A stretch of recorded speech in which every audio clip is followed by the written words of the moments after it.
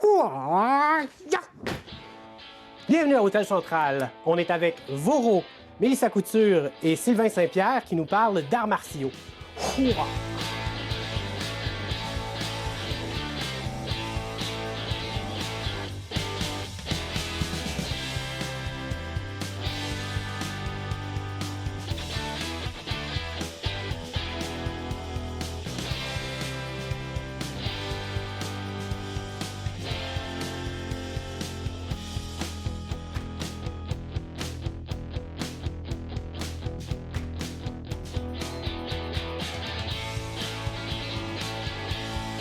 Bienvenue dans mon donjon.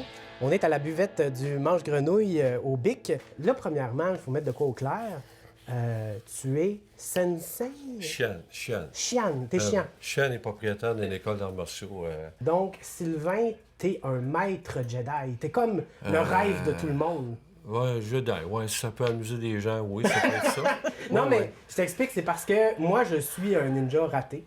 Ok. Quand j'étais tout petit, j'étais déguisé, toujours. D'ailleurs, j'adore les masques. Puis je faisais du ninjutsu dans ma cour, puis je lançais des étoiles de ninja, puis le kit. Puis finalement, j'ai décidé de boire. Ce qui est un très mauvais choix de vie. Mais toi, tu as fait le bon choix. Qu'est-ce que tu faisais quand tu étais jeune? Est-ce que tu étais passionné de ça aussi? Ou... Je voyais des films de Bruce Lee, puis ça m'a aussi des films de Rocky. Et ça m'animait aussi. Puis on est des gars, mais tout le temps un gros dans le cours d'école qui vient te chercher, puis tout ça. Et c'était l'élément déclencheur, vraiment. J'ai été attaqué, j'avais 13 ans, sauvagement. On m'a sauté dessus. J'étais comme sans connaissance. Le sang sortait de la bouche, puis je passais les journaux en Noël, jour de l'an. Puis j'ai été attaqué. Là, ça a commencé. Je me faisais cogner la tête, puis je me disais... non, ça OK, pendant que tu te faisais cogner par terre. Ouais, j'ai été agressé, là. OK, mais je veux dire, d'avance, est-ce que tu as vécu de l'intimidation à Non, l'école? pas vraiment, non. On était 7 chez nous, 7 enfants. OK. On était des frères, on n'était pas des bagarreurs, mais on se laissait pas manger l'un sur le dos. Clairement. Non, c'était pas une forme d'intimidation, mais c'était comme un accident de parcours qui était un élément déclencheur. Mais quand tu dis tu passais les journaux, je veux dire, c'était gratuit totalement? C'était gratuit. J'étais pas au bon moment. Puis Incroyable! là, c'est pour ça qu'aujourd'hui, je suis là pour en parler. C'est que je fais les arts martiaux. Après, c'était plus la même motivation. C'était plus pour ça. C'est pas un désir de vengeance, mais c'est Non. d'être capable de se défendre, d'être notre propre garde du corps. Puis Ouais. Non, je pense que c'est assez clair que tu voulais pas devenir un Cobra Kai dans Karate Non, Kid. c'est ça. Tu voulais être un Non, adversaire. Mamie a c'est dit. ça. Ouais, c'est ça. Non, c'est ça. Ensuite de ça, là, j'ai commencé des cours des écoles, instauré des clubs à Rimouski. Et là, j'ai commencé comme ça, karaté-do, dans un premier temps avec Sensei Roger Roussel. Ensuite, fait de la compétition. Je veux dire, moi, j'ai une ceinture en cuir en ce moment. Là. Ouais, ça, C'est quoi ce système de couleurs? Est-ce que c'est, premièrement, dans tout? Est-ce que c'est universel pour tous les arts martiaux? La ceinture, on le dit souvent, nous autres, ça sert à tenir les culottes. C'est ça très sert. bon. C'est ça. Puis la ceinture, il y en a beaucoup qui viennent, puis leur importance, c'est d'avoir une ceinture noire, la maudite ceinture noire. OK. Puis là, ils nous demandent, quand est-ce que je passe ma ceinture, Ah puis ouais, tout hein? ça. Tu peux en acheter une sur Amazon, ça coûte 5 ou 10 piastres, Ouais. puis tu vas l'avoir, ta ceinture noire, si c'est juste ça ton but. Le but des arts martiaux, les ceintures, c'est un système de gradation, puis il est différent pour tous les styles Différent d'arts pour tous les martiaux, styles. souvent. Il y a des styles qui n'en ont même pas de gradation, puis c'est un système qui existe depuis une centaine d'années. C'est nord-américain, je pense qu'on avait besoin de se grader puis de montrer où on était rendu dans notre cheminement, mais c'est quelque chose que nous autres, on en parle souvent, nos élèves, on dit que la ceinture, si c'est juste ça ton but, tu peux l'avoir tout de suite. C'est pas un but d'avoir la maudite ceinture noire. Le but, c'est d'apprendre, puis de te rendre à ça, puis de faire des années d'arts martiaux pour t'améliorer. Les valeurs aussi, tu sais, toutes les valeurs. Oui, c'est tout ce qui va avec ça. C'est ça. Ben moi, selon moi, tu as cheminé, tu as parti, mettons, de la blanche à arriver à la noire, c'est parce que les arts martiaux, pour moi, c'est un cheminement intérieur, tu sais. Fait que peu importe la couleur, ben si tu es rendu à noir, c'est parce que tu es rendu ailleurs en dedans aussi, là. comment, parce que tu me parles de cheminement, comment ça a commencé chez toi? Parce qu'on a parlé avec Sylvain tantôt. Cet engouement-là, cette passion-là, ça t'est venu comment exactement? Ben moi, c'est plus à voir mon petit bonhomme aller justement à l'école de Sylvain, là. J'ai vu le changement en dedans de lui. OK. Puis même à l'école, ça l'a paru. C'était pas un petit gars qui se faisait intimider, mais pas du tout. Par contre, quand il voyait ses amis se faire intimider, ben là, il devenait assez malin, puis il allait les défendre, là. Un protecteur. Oui, c'est ça, un protecteur. Puis ça y est arrivé de se faire agresser, puis tout de suite, il y a eu les réflexes qu'il apprenait. Ben, tu sais, du chamoyage d'enfant, là, mais je veux dire, lui, il appliquait déjà ça. Fait que quand j'ai vu que Benoît avait cette aisance-là, ben moi, je me suis dit... je sais pas, ça a venu chercher quelque chose. OK. Il était rendu... c'est un petit garçon qui est très grandé, mais il l'était encore plus. Fait que je me suis dit, tout se bien aller chercher ça, moi aussi. Tu sais. OK. Tu ressentais un peu ce besoin-là. Ce besoin-là. Ironiquement, t'en parlais tantôt de cheminement. C'est-tu un peu la même chose qui est arrivée pour toi ou... Non, moi, j'ai toujours aimé ça, me chamailler quand j'étais jeune. Toi, tu frappais la tête des autres sur le ciment. Non, pas contrairement- vrai, pas vrai. J'ai toujours aimé me chamailler. Tu sais, à peu près, je dis souvent, tous les petits gars, il y a des petites filles aussi. J'avais une cousine qui était capable de nous ramasser, mais en tout cas, tout ça pour dire que on aimait ça, chamailler les cousins. On allait se battre dans la pelouse, on jouait à la lutte, aux polices, puis aux bandits, puis tout ça. Puis on avait ce besoin-là. Les enfants ont souvent ce besoin-là. Puis si tu les brimes, ben ils vont le faire en cachette, ils vont le faire à l'école, ils vont se faire chicaner. J'ai des amis à l'école que c'était des goons, des durs, puis qui tapaient sur les autres. Puis quand ils ont commencé à faire des arts martiaux, ça a tout arrêté. Parce que quand tu vas à toutes les fins de semaine faire des compétitions, puis que tu fais 6 combats dans ta fin de semaine, t'as plus besoin de te battre à l'école. T'es vidé, t'es brûlé. Le fun de se battre, tu le fais dans un contexte qui est super sécuritaire, qui est tout encadré. Puis après ça, tu retournes dans ta vie de tous les jours, puis t'as plus besoin de pousser personne, tu l'as fait. Fait que c'est pas... Moi, je trouve que c'est malsain de demander à des enfants « Non, tu peux pas pousser, tu peux pas... Oui, tu peux le faire. Il y a des places pour le faire. Ça s'appelle un dojo, ça s'appelle un ring de boxe, ça s'appelle... Va le faire en sport, fais-le, puis amuse-toi. Mais on a passé le système de ceinture, on a parlé que c'était un cheminement intérieur, blablabla. Vous aimez ça, vous battre? Tu sais, on va se le dire. Ben, là. j'aime ça me coltailler, moi. Ah, ça, OK, oui! C'est ça. Ah ouais, hein? Carrément. Ça vient chercher quelque Non, mais il est chose. sorti tu de sais. l'hôpital, le gars. Là. Mais c'est ça. Non, c'est le fun, là, je veux dire. Puis c'est pas rien de... tu sais, c'est sûr que moi, quand je pratique les mouvements, j'étais avec une fille, mais elle a à peu près le même frame que moi, Marie-Ève, puis on a vraiment un fun à se donner du challenge. Mais quand on tombe avec les gars, là, t'as envie de montrer que t'es capable, là, tu sais. Oui, mais c'est pas un peu effrayant, toute cette violence-là, dans le sens que Ben, c'est pas quand le violent. gars saigne ou quand tu le... Non, il n'y a pas de Non, frappe. Il y a n'y a pas de frappe. non. On Il y a- bloque. Bon. On se défend. Quel style d'arts martiaux est-ce que tu pratiques? Ben, c'est un mélange de judo, aïkido, karaté, jujitsu. On OK. apprend à se Mais il n'y a pas défendre. de frappe. Ben, on apprend à se défendre. Je suis capable de donner un coup de poing. Je vais apprendre à me défendre, à regarder les signes. OK, il s'enligne, là, il s'enligne. Il y a des frappes, sauf que ce que je veux dire dans le sens qu'il n'y a pas de frappe, c'est que les frappes ne sont pas portées. S'ils sont portés, il y a de la protection ou il y a des PAO qui sont des gros... C'est ça, des instruments, c'est ça. Là. On a des paos, des bâtons, comme on dirait, mon père disait dans sa shop, on a des choses pour pratiquer, pour canaliser aussi, parce qu'on a des ados, on a des adultes finalement. C'est pour canaliser l'agressivité aussi. On se fait pas comme ça, là. C'est contrôlé. Il y a un encadrement aussi. Là. On fait des mises en situation, nous autres, ce qu'on appelle des sankaku, des mises en situation, parce que la pédagogie est axée sur l'autodéfense. Des mises en situation, triangle périphérique. Mettons, je suis comme ceci, puis il y en a deux en avant de moi. Mais je vais être capable d'une action, entraîner une réaction, interagir. Ils s'en viennent sur moi, on apprend à faire des déplacements, des mouvements de base. C'est important, c'est ça qui fait... C'est tout un fil conducteur, le karaté, le jujitsu et l'aïkido, c'est que d'être capable d'interagir. Si quelqu'un arrive, on va reculer, des déplacements dans les premiers temps. On avait une année à Claude-Leroux-Dubé, à notre ancien dojo.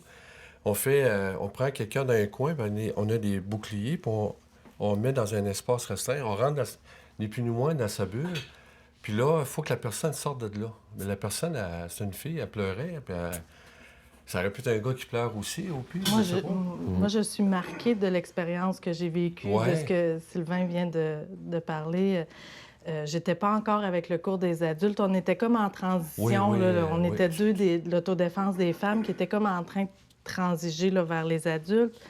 Puis je me souviens, je me vois encore. Je suis à côté, après le mur, dans le dojo. J'ai Vincent, ses 2 petits garçons, puis j'ai Dave qui est assez colosse. 260 puis, livres. Écoute, mettons, je suis à côté, puis ils sont juste là, avec des paos, puis ils me poussent au mur. Puis là, c'est « déprends-toi de là ». OK. Mais j'ai beau essayer, puis frapper, puis mais là, eux autres, ils poussent, puis ils poussent, puis ils poussent. Écoute, tu viens, là, t'es en sueur, t'as la panique qui monte, puis là, tu te dis, voyons, qu'est-ce que je fais? Mais c'est parce que ça peut m'arriver dans la rue, là. Oui, puis comment tu te tires d'une situation comme celle-là? Moi, j'ai aucune idée comment j'ai fait, OK? Je me souviens plus, mais je sais que j'ai fait un vol. T'as sorti. Elle a poussé jusqu'à temps qu'elle voyait une craque. J'ai sorti. Elle a appris comme la technique, Mais finalement. qu'est-ce qu'elle a appris? Qu'elle a appris?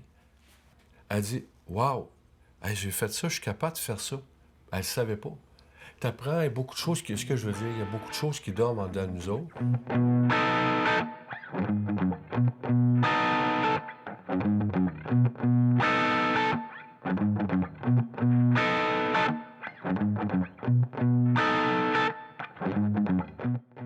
Non, moi, cette gang-là, je les trosse pas en tout. Tu sais jamais, tu sais. Ils se promènent pas avec leur robe de chambre, leur ceinture de couleur en pleine ville, là. Tu sais jamais c'est qui t'a affaire, là. Même temps, ils disent qu'ils font ça, pour la Chine antique, ils se donnent des noms comme Chian, Kancho, c'est ça. Mario, Robert, hein, ouais, ils rentrent dans le tas. Moi, il y en a une couple de femmes dans ma famille, là. Toast-toi de là, mon chum. On va te dire une affaire, l'année passée, j'avais essayé de manger dans le buffet de Noël en cachette dans la chambre froide. Quand ma tante Sylvie m'a pogné. Ouch! Nous autres, on jouait au roi de la montagne. J'aurais aimé ça avec que court, moi, là. Tasser le gros Tommy Dubé dans le haut de la montagne, tu sais. Le UFC, ça, c'est un sport de fou. Les gars, c'est des fous. Dire le caméraman, il en a fait à un moment donné un match de UFC, c'est ça a fait? 8 mois, il a pas rentré. Il a mangé de la soupe aux dents. On a 8 mois. T'as remarqué leur grosse oreille en chou-fleur? Je peux pas faire ça, moi, là. Comment tu veux que je me plante un écouteur, je commence à faire du UFC avec des oreilles en chou-fleur? À chaque fois que j'en vois un, j'ai le goût de percer ça, que ça coule. Là, on va en parler parce que c'est quand même ça. Georges Saint-Pierre. Est-ce que de quoi tu parles? Est-ce que le MMA, le UFC, bref, là, les combats, toutes disciplines confondues, c'est du genre de combat extrême, si on veut? Moi, ce que je trouve dommage, c'est que les gens... C'est une organisation de 4 milliards. C'est aussi gros que la boxe. C'est pas un style d'arts martiaux, je tiens à le préciser. C'est quelqu'un qui a une bonne boxe. On s'entend, les gens qui vont dans les cages sont en forme et ont beaucoup de mérite. C'est pas de ça que je parle. C'est que souvent, il y a des jeunes qui me disent, ou même des adultes, ils me disent « J'aimerais ça être comme Georges Saint-Pierre ». Je dirais « Oui, on peut être fier de lui ». Mais c'est pas un art martial, c'est une organisation de 4 milliards. Puis les gens, ils ont une bonne boxe puis une bonne lutte, bien, il y a une symbiose entre les deux, ils vont dans le cœur. Ça reste un sport aussi. C'est pas des arts martiaux dans le sens que si tu te fais attaquer dans la vie, tu as le droit d'attaquer les yeux, les parties, tu as le droit de frapper en arrière du cou pour te défendre dans la vraie vie s'il y a quelqu'un qui te menace ou menace ta famille. Mais eux, c'est illégal de faire ça. Fait que c'est comme un peu les sports olympiques. Ça reste du sport. Quand on parle d'autodéfense, on n'est pas du tout là. Parce que si on a un sport avec un système de pointage, puis qu'un coup de pied, ça vaut 5 points, puis qu'un coup de poing, ça vaut 2 points, c'est sûr que je vais essayer de faire des coups de pied tout le long. Ça dénature complètement le combat. En UFC, la personne tombe à terre, tu peux pas frapper sur son cou, derrière de son cou, tu peux pas attaquer ses yeux. Dans la vraie vie, c'est ça que tu vas faire si tu te fais attaquer. Parce que dans la vraie vie, tu veux pas faire un combat de 20 minutes si quelqu'un t'attaque. Les deux vont sortir de là complètement détruits. Est-ce que vous en regardez? Est-ce que vous consommez des combats, que ce soit de la boxe ou justement du Moi, MMA? depuis que je suis très jeune, mon père écoutait de la boxe quand j'étais jeune. C'est des souvenirs incroyables. On s'assoyait et on écoutait la boxe ensemble. Oui, on en a fait de la compétition, donc quand on était plus jeune. Fait que oui, on en a consommé, puis moi, j'aime ça. Ça fait partie de moi, m'asseoir avec une gang de chums, une dizaine, puis on écoute une soirée de boxe ou une soirée de UFC. Mais c'est comme écouter le hockey. Et là là. OK. Ben oui, parce qu'un moment donné, au hockey, il se tape sa fraise, mais... j'aimerais ça aimer ça, mais je comprends pas, comme, c'est quoi... Peux-tu m'expliquer c'est quoi le but, là? Je veux dire, c'est deux gars qui se tapent dessus, deux filles qui se tapent dessus. À peu près toutes les compétitions d'arts martiaux, là, c'est à peu près le seul sport où c'est le combattant qui va décider quand est-ce qu'il arrête. Si Georges Saint-Pierre il a trop mal au bras ou qu'il se fait faire une clé de cheville ou de n'importe quoi ou qu'il a trop mal au visage, il a le droit de taper, il a le droit d'arrêter par lui-même. À boxe, le combattant ne peut même pas faire ça. C'est son coach qui décide, qui jette la serviette à l'arrière. Au hockey, tu peux pas dire « Non, j'arrête de me battre pendant qu'il y a un gars qui te frappe d'en face ». Les arts martiaux, c'est la seule compétition, oui, de temps en temps, il y a un peu de sang, ça a l'air épeurant parce qu'il y a quelqu'un qui saigne puis qu'il y a du sang à terre. Mais si le gars, il a vraiment mal, il abandonne puis c'est fini. C'est le sportif qui décide. Un tennisman, à peu près n'importe quel autre sport, ils vont détruire leur corps pour réussir à finir la performance. En combat, s'il y a vraiment un coup qui fait mal, ça va être fini. Mais qu'est-ce qu'on cherche dans un combat? Comme toi, tu regardes ça. Moi, je vois deux filles qui se tapent sa marboulette. Qu'est-ce que tu y vois, toi, quand tu le regardes? Ben moi, je le vois pas comme le grand public qui veut voir du sang puis des coups de poing d'en face, parce que ça, n'importe quel imbécile est capable de le faire. Ce qu'on aime beaucoup, nous autres, c'est souvent les prises de soumission puis le combat. La technique, voir comment que la personne se déplace, comment qu'elle bloque, comment qu'elle part, comment qu'elle va protéger son corps. C'est ça qui est beau.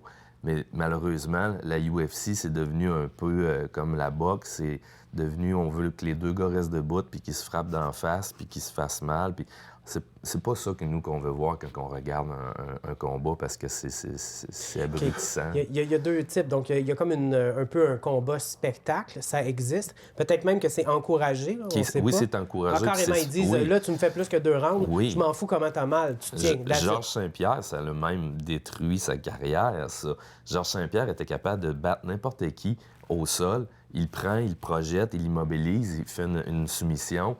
Il n'y a pas une goutte de sang, il n'y a même pas de frappe, mais c'est pas spectaculaire pour le grand public qui ne comprend pas. Les textos rentrent, il y a du monde qui me disent que non, qu'il n'est pas capable de se battre. Là. C'est ça.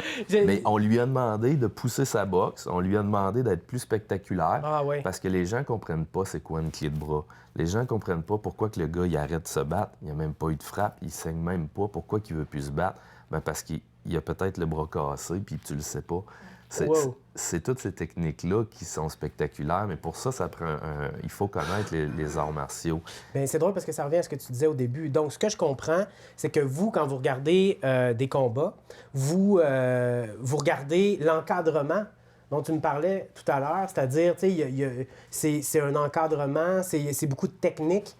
C'est d'envoyer l'agressivité vers l'agresseur. C'est surtout en jiu, en aïkido. Ça, c'est la pensée martiale qu'on voit. C'est que si je vais me faire attaquer, je vais être capable d'interagir, blocage, puis on va au sol, parce qu'on travaille debout puis on travaille au sol.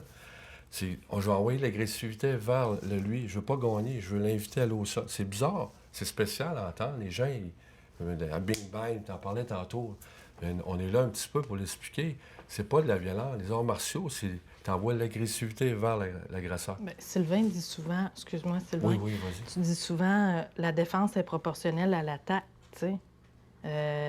Si quelqu'un arrive sur moi puis d'aplomb, bien, probablement que je vais réagir avec agressivité. En tout cas, je vais être prête. La même force. Oui, c'est ça. Je dirais pas bien temps puis je vais me laisser faire, tu sais. J'apprends à me défendre, mais j'apprends à réagir aussi à mon agresseur qui s'en vient sur moi, là. Ton propre garde du corps, finalement. Tu es capable de défendre. Puis ta bulle, la bulle qu'on a, si je veux pas que tu viennes dans ma bulle, sinon, on est pacifique, on est des guerriers pacifiques. Si je veux pas que tu rentres dans ma bulle, tu rentres pas. Le but, c'est ça. Le but, c'est pas d'apprendre à attaquer, c'est d'apprendre à se défendre. C'est ça, le but des arts martiaux. C'est pas de gagner sur l'autre. C'est d'utiliser c'est la connaissance et la défense, jamais pour l'attaque. Puis c'est de jamais l'utiliser dans le meilleur des cas, parce que je peux te jurer qu'un enfant qui sait se défendre, il a pas peur de personne. Puis quand il va dans la cour de récré, il baissera pas les yeux, ça sera pas une cible. Ça se peut-tu qu'il n'y ait pas besoin non plus? Il n'y aura pas besoin. De show et off, de montrer. Il n'y aura pas besoin, rien. ça va paraître. Ça va paraître. Ils sont très humbles, les gens qui. Moi, tous mes confrères, avec qui j'ai étudié, puis vous le savez, on a dans notre école, c'est notre ligne de pensée, sans prétention. Nous, on a eu des gens qui étaient... moi, j'ai fait... Ouais, mais gars, là, tu étais à notre école, puis sois humble. C'est l'humilité aussi, c'est toutes les facettes de la personnalité. C'est pas un bing-bang, moi, je suis capable de me battre. Et souvent, on se fait dire, je voulais apprendre à me battre. J'aime pas ça, entendre ça. Est-ce que tu as encore des défis? Tu sais, parce que là, tu t'es rendu à un autre niveau, ça fait quand même longtemps que tu en fais des arts martiaux. Tu y vas combien de fois par semaine, premièrement? Ben normalement, c'était 4 heures par semaine. 4 heures par semaine. Ouais. Puis en allant là-bas, est-ce qu'il y a un challenge ou c'est autre chose? C'est vraiment au niveau du bien-être? Ben, il y a un challenge parce qu'on sait jamais... Ben, on sait quelle famille on va... On sait pas comment on va sortir. C'est ça que tu veux dire? C'est qu'on pratique nos familles, les déplacements, les frappes, les prises au sol, les étranglements, ces choses-là.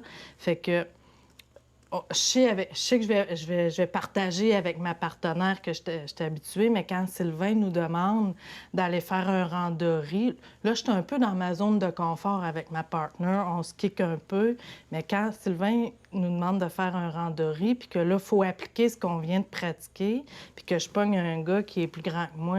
Un randonnée. Oui. Je fais ça souvent, mais juste me clarifier... C'est un combat. C'est pas un combat, c'est pratiquer en situation réelle, si tu veux. Ah, OK. Ouais. Il y a quelqu'un qui t'attaque, tu sais pas qu'est-ce qu'il va faire, coup de pied, coup de poing, OK. agripper. OK, c'est comme une vraie game, là. Oui. Mais quand tu dis que quand tu arrives en situation de vraie game, Ben là, littéralement... je pogne mon challenge. Ok, Là, ok, là, ok, tu sais. ok, ok. Ben, je sais pas le gars ce qu'il va me faire. Je le sais pas la fille, qu'est-ce qu'elle va me faire.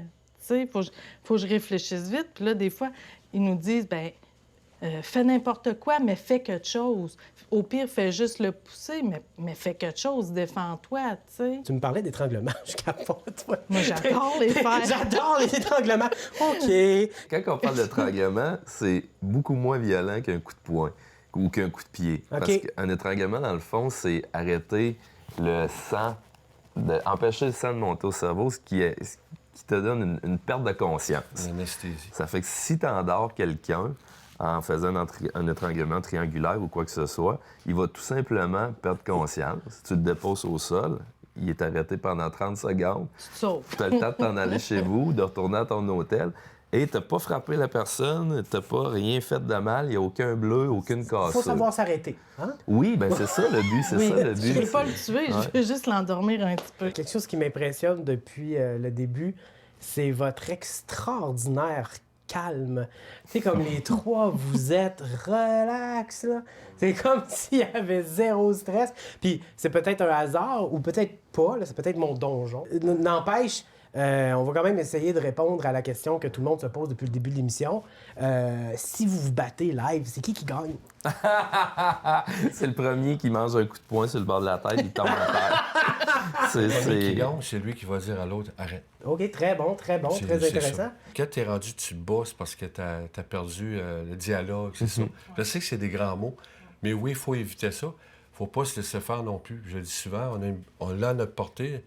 Ce que je fais, moi, je suis 5e dan, 3e dan, puis la Ceinture orange. je suis très Temps fier. mort. Moi, j'aime bien les dames, mais sinon, c'est quoi la troisième dame, première Ceinture dame? noire. Après ça, tu as les niveaux de dan qui continuent. Puis chaque dan, si tu passes ta 3e dan sur ta ceinture noire, entre la 2e et la 3e, il y a 3 ans. Pour avoir une ceinture noire, c'est à peu près 5 ans de travail. La ceinture noire, ça paraît difficile. Il n'y a pas beaucoup de monde qui s'y rend, mais c'est assez simple. Puis on y arrive quand même assez vite quand on est passionné par ça. La persévérance. Puis c'est là que tu commences. Rendu à la ceinture noire, tu connais un peu toute la matière.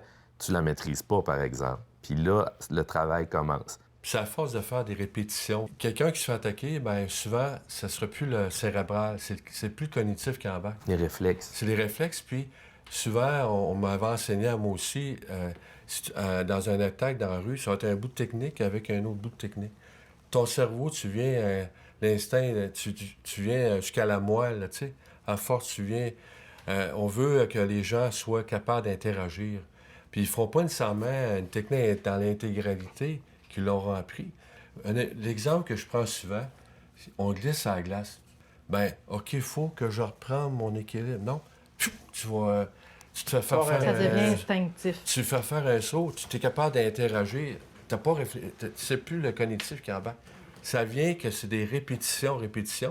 Puis comme les enfants ou les adultes, les femmes, bien, ils deviennent le propre garde du corps, puis sont capables, comme une bonne assurance, ils l'ont à leur portée, puis s'il arrive quelque chose, bien, ils vont être capables de se défendre. Ce qui amène le calme aussi, que tu disais tantôt. Clairement. Parce que quand tu rentres dans un endroit que c'est pacté de monde, que tu sens qu'il y a du monde qui l'intensité peut être haute, il y a 2 gars qui veulent se battre dans un bar ou quoi que ce soit, quand tu sais que tu es capable de faire pas mal ce que tu veux s'il arrive quelque chose, tu n'as pas de stress. Tu te sens en confiance tout de tu suite. te sens à l'aise. Mais en tout cas, merci beaucoup de m'avoir montré que j'étais ceinture noire 80e dame parce que j'évite de me battre toujours. Namasté.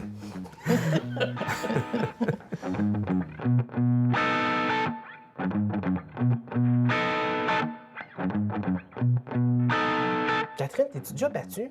Ben non, c'est pas mon genre pantoute. Mais je me cherchais à m'amener un petit sport à faire, là, un petit sport tranquille. J'ai checké pour des arts martiaux, mais je suis pas du genre traditionnel, moi. Ah non? Non, j'aime ça un petit peu, quelque chose pow, qui frappe. Oh, je te reconnais, là.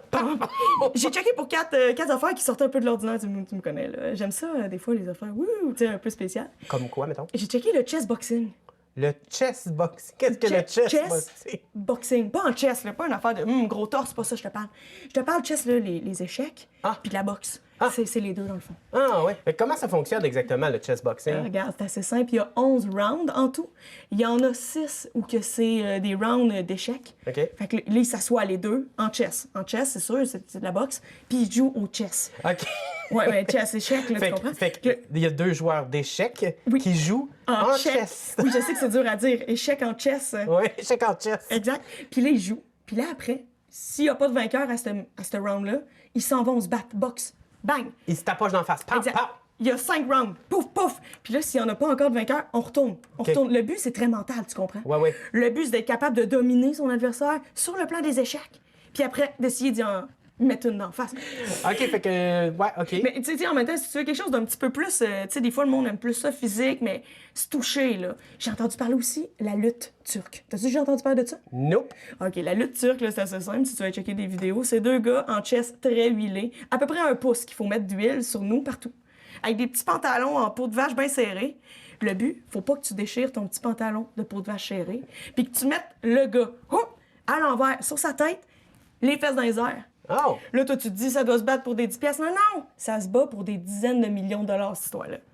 Ah, c'est un vrai sport. C'est un vrai sport, là. Maintenant, ça a été reconnu en Inde, en Australie. Ouais, c'est une vraie compétition. Lutte turque. Avis, vous checkeras intéressez une ligue de lutte turque ici dans le Bas-Saint-Laurent, ça serait génial. Oui, exact. Moi, l'huile, tu le sais bien, il n'y en a jamais assez. J'ai entendu parler aussi d'un autre sport qui pourrait peut-être t'intéresser. Le taser soccer, OK. Taser soccer, ça c'est le taser comme le bidule que les polices utilisent pour nous Exactement. électrocuter. Bzz, tu comprends, là, la même affaire.